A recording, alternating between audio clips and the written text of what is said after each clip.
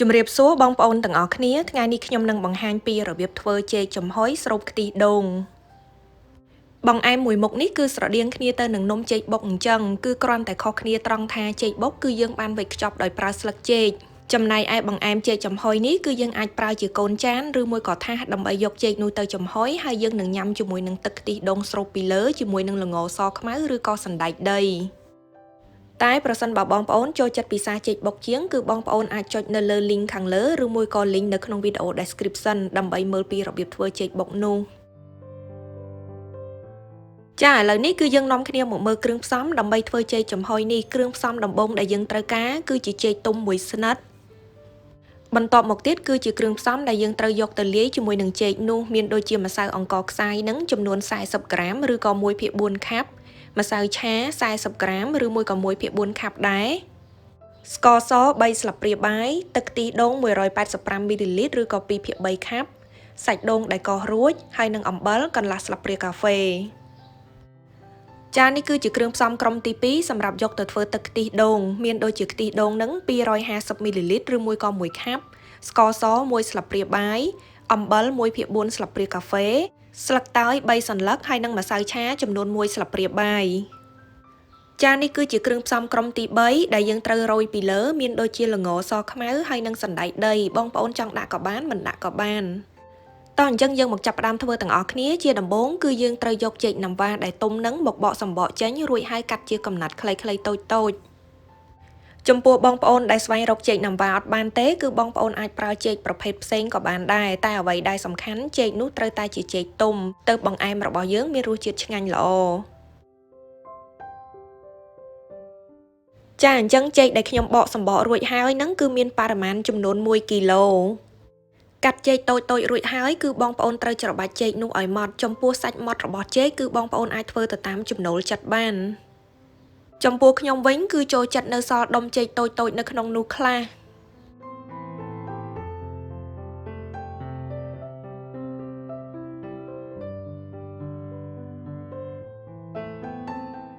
បន្ទាប់ពីច្របាច់ចេករួចហើយគឺយើងត្រូវចាក់ម្សៅអង្ករខ្សាយនឹងចូលទៅរួចហើយត្រូវច្របល់ចូលគ្នាឲ្យសព្វ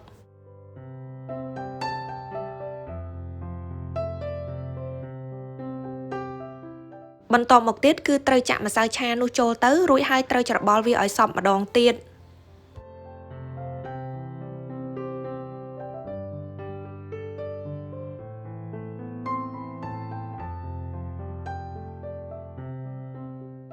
ច្របល់ម្សៅរួចហើយគឺយើងត្រូវចាក់អំបិលចូលហើយនិងស្ករសរួចហើយត្រូវច្របល់វាឲ្យសព្វ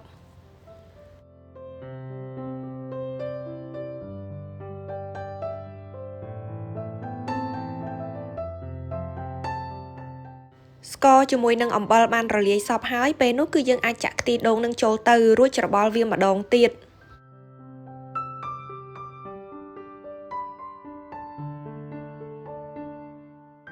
ជាចុងក្រោយយើងនឹងចាក់សាច់ដូងដែលយើងបានកោសរួចនឹងចូលទៅចំពោះបរិមាណរបស់សាច់ដូងគឺបងប្អូនអាចដាក់ទៅតាមចំណូលចិត្តបានហើយសាច់ដូងគឺបងប្អូនអាចប្រើសាច់ដូងរឹងបន្តិចក៏បានទន់ដូចខ្ញុំក៏បានដែរ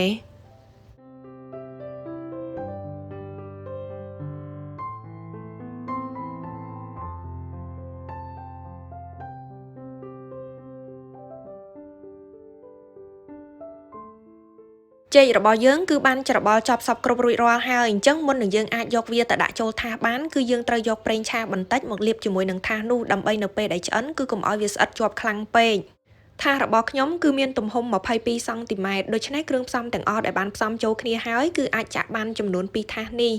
នៅពេលដែលថាសរបស់យើងបានលាបប្រេងឆារួចរាល់ហើយពេលនោះគឺយើងអាចចាក់ចេកទៅបានរួចសង្កត់វាឲ្យរាបស្មើ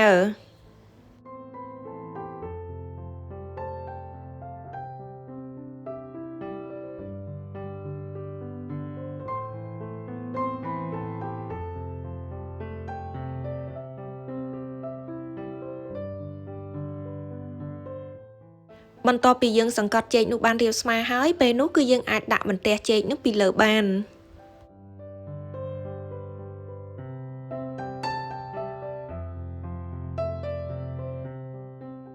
ពេលនេះចេករបស់យើងគឺបានត្រៀមរួចរាល់ហើយអញ្ចឹងយើងយកវាទៅដាក់ចំហុយទាំងអស់គ្នាមុននឹងយើងអាចដាក់ចំហុយបានគឺយើងត្រូវដាំទឹកកន្លះឆ្នាំងឲ្យពុះសិន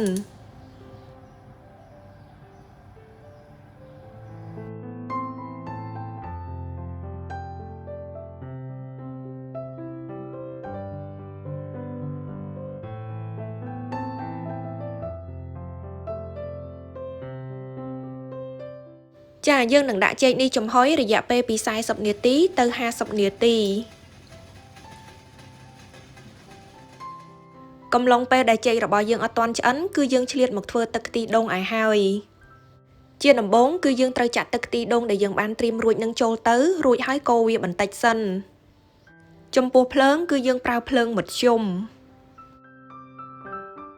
នៅពេលដែលទឹកខ្ទិះដូងបានក្តៅបន្តិចហើយពេលនោះគឺយើងអាចចាក់អំបិលស្ករសជាមួយនឹងស្លឹកតើយនោះចូលទៅរួចហើយត្រូវកូររហូតដល់អំបិលជាមួយនឹងស្ករសនោះរលាយសព្វចាពេលនេះទឹកខ្ទិះដូងរបស់យើងគឺបានពុះហើយដូច្នេះគឺបងប្អូនអាចស្រង់ស្លឹកតើយនោះចេញបាន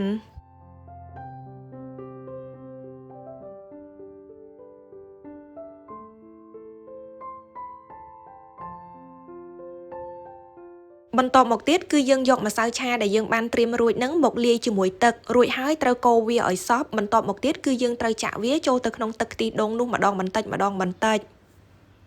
គឺយើងត្រូវចាក់បណ្ដានិងកូរបណ្ដាបើមិនអញ្ចឹងទេវាអាចធ្វើឲ្យទឹកខ្ទិះដូងរបស់យើងនឹងឡើងកកដុំបានឥឡូវនេះទឹកខ្ទិះដូងរបស់យើងគឺបានពុះម្ដងទៀតហើយដូច្នេះវាជាការស្រេចទឹកខ្ទិះដូងនៅពេលណាដែលនៅក្តៅគឺវាមានសភាពរាវបែបនេះក៏ប៉ុន្តែនៅពេលណាដែលវាចុះត្រជាក់វានឹងបានខាប់ល្អហើយ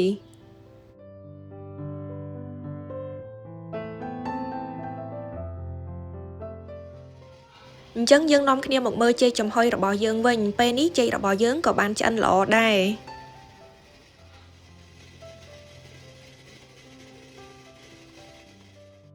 នៅពេលណាដែលចេកចំហុយរបស់យើងបានឆ្អិនហើយពេលនោះគឺយើងត្រូវទុកវាឲ្យចុះត្រជាក់សិនទើបយើងអាចកាត់វាជាដុំតូចៗបានបើមិនអញ្ចឹងទេវាអាចធ្វើឲ្យចេករបស់យើងនឹងបែកអស់ចំពោះរូបរាងរបស់ចេកចំហុយនេះគឺបងប្អូនអាចកាត់ជារាងការ៉េក៏បានជារាងបញ្ឆិតក៏បាន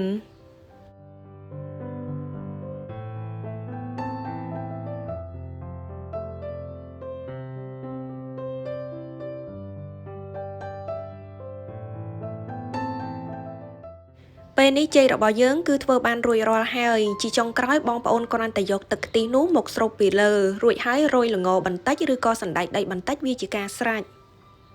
អញ្ចឹងក៏សូមអរគុណច្រើនចំពោះការទស្សនាវីដេអូមួយនេះហើយប្រសិនបើបងប្អូនមានយោបល់អ្វីគឺអាច comment នៅខាងក្រោមបានហើយជាចុងក្រោយកុំភ្លេចជួយ like និង share វីដេអូនេះឲ្យបងប្អូនយើងផ្សេងទៀតគាត់បានឃើញផងនិងកុំភ្លេច subscribe នៅក្នុង YouTube Channel របស់ខ្ញុំដើម្បីទទួលបាននូវវីដេអូផ្សេងទៀតអរគុណច្រើនជម្រាបលា